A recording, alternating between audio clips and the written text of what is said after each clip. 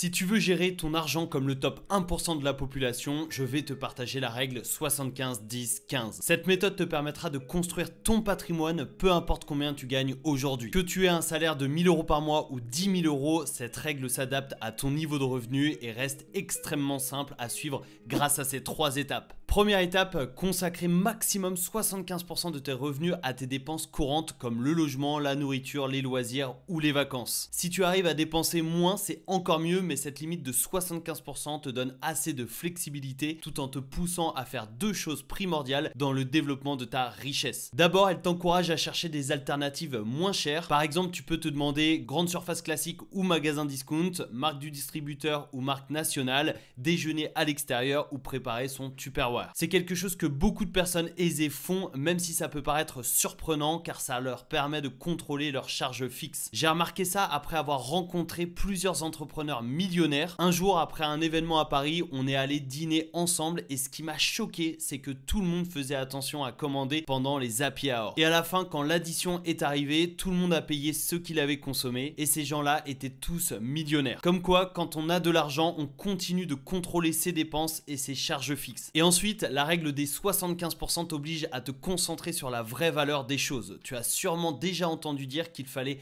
arrêter de dépenser pour des petits plaisirs comme un café Starbucks tous les matins et plutôt économiser cet argent, mais je pense que c'est une mauvaise façon de voir les choses. Avant de faire un achat, demande-toi si tu tires vraiment une grande valeur de ce que tu vas acheter. Par exemple, si ton café à 5 € te donne de l'énergie, te rend plus productif et plus heureux tout au long de la journée car tu apprécies le moment où tu bois ton café, alors les 5 € sont bien dépensés. L'idée, ce n'est pas de te priver de petits plaisirs, mais plutôt de faire attention aux grosses dépenses comme un nouveau téléphone, une nouvelle voiture ou des vêtements de marque. Ces grosses dépenses, même si elles te rendront plus heureux sur le moment, perdent rapidement de leurs attraits. Par exemple, cette voiture à 30 000 € payée à crédit qui te faisait rêver finira par devenir juste ta voiture, alors qu'une voiture à 10 000 € aurait pu largement te suffire. Si tu réussis à dépenser moins de 75% de ton revenu, par exemple si tu te limites à 60%, garde cette différence de côté car je vais te montrer quoi en faire un peu plus tard dans cette vidéo. Deuxième étape, la règle des 10%. Chaque euro que tu gagnes, tu devrais mettre 10% de côté dans une épargne de sécurité. Une récente étude a montré que plus de la moitié des Français rencontreraient des difficultés à faire face à une dépense imprévue de 1000 €. Ton fonds de sécurité, c'est ce qui te permettra de rester serein en cas de coup dur, que ce soit une réparation de voiture, un problème de santé ou une facture surprise. Attention, ce n'est pas un compte pour des vacances ou des folies, mais bien pour les réelles urgences. Je me souviens, il y a quelques années, quand j'étais encore étudiant, j'ai reçu une facture EDF par surprise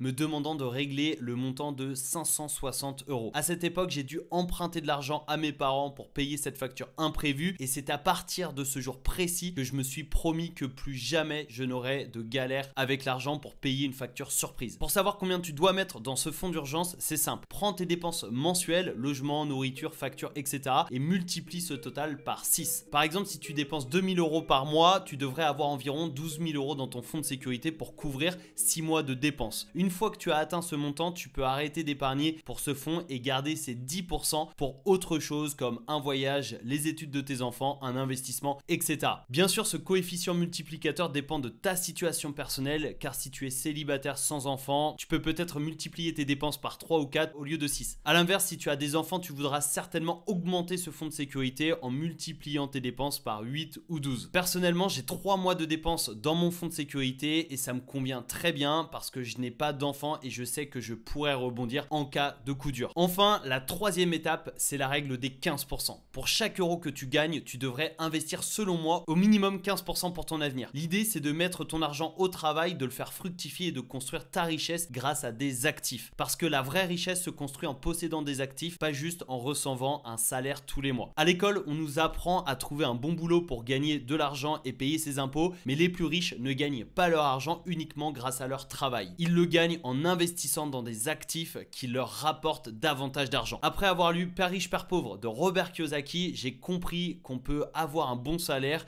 et être constamment fauché. Mais avec des actifs en poche, on peut continuer à s'enrichir même en dépensant son argent. Malheureusement, beaucoup de gens n'apprennent jamais cela, ni à l'école, ni ailleurs. Mais alors, comment investir son argent? Eh bien, il existe une multitude de possibilités comme épargner pour se constituer un apport pour un achat immobilier, l'assurance vie, les SCPI, le crowdfunding, la bourse, les crypto-monnaies, etc. Pour découvrir toutes ces possibilités, je t'invite à t'abonner à cette chaîne YouTube car je parle finance personnelle et investissement pour atteindre ta liberté financière. Mais aujourd'hui, j'aimerais te partager les deux investissements sur lesquels j'ai investi le plus personnellement. Attention, la suite de cette vidéo n'est pas un conseil en investissement car je ne suis pas conseiller financier. Je vais simplement te partager ce que je fais personnellement de mon argent personnel de mon côté. Premier investissement que j'adore, ce sont les crypto-monnaies. Mon objectif avec cet investissement est de profiter de rendements plus élevés par rapport à des investissements classiques. Mais attention car il y a aussi plus de risques et plus de volatilité. Il existe des milliers de crypto-monnaies mais la stratégie ayant le meilleur ratio risque-rendement est selon moi un DCA sur Bitcoin. Le DCA consiste à investir la même somme à fréquence régulière comme tous les jours, toutes les semaines ou tous les mois. Par exemple, tu peux investir 50 € par semaine ou 100 € par mois sur Bitcoin. Pour utiliser cette stratégie, je te recommande d'utiliser des plateformes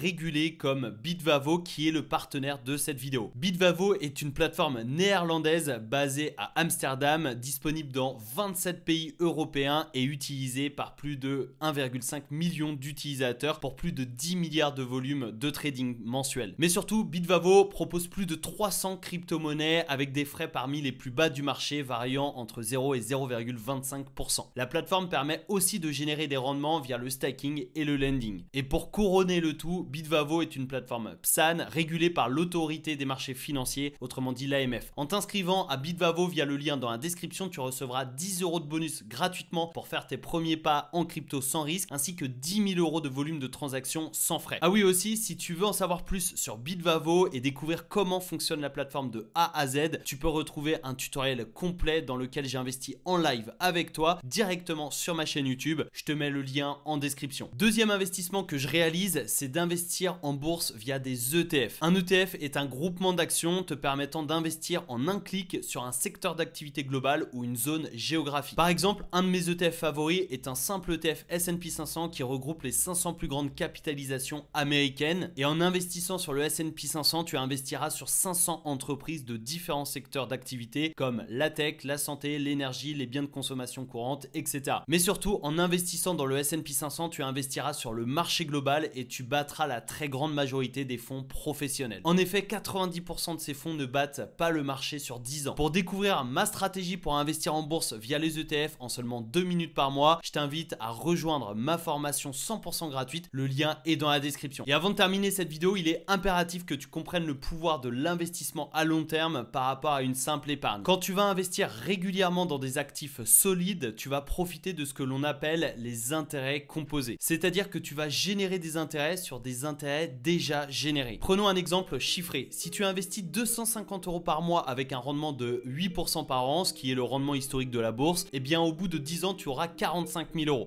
Mais au bout de 20 ans, tu n'auras pas 2 fois 45 000 €, à savoir 90 000 €. Non, au bout de 20 ans, tu te retrouveras avec 142 000 €. Au bout de 30 ans, tu auras 352 000 € et au bout de 40 ans, tu auras un joli pactole de 805 000 €. Imagine un peu si tu as 20 ans aujourd'hui, tu pourrais avoir plus de 800 000 € à 60 ans pour ta retraite en investissant seulement 250 € par mois. Comment est-ce possible? Eh bien, c'est grâce aux intérêts générés sur les premières années qui vont te générer d'autres intérêts durant les années suivantes. Et c'est alors que tu profiteras des intérêts composés. Mais pour t'enrichir sur le long terme et devenir libre financièrement, tu dois avoir l'air pauvre. Alors oui, je sais que c'est paradoxal, mais je t'explique tout dans cette vidéo. Alors clique ici pour comprendre pourquoi paraître pauvre peut t'aider à devenir libre financièrement.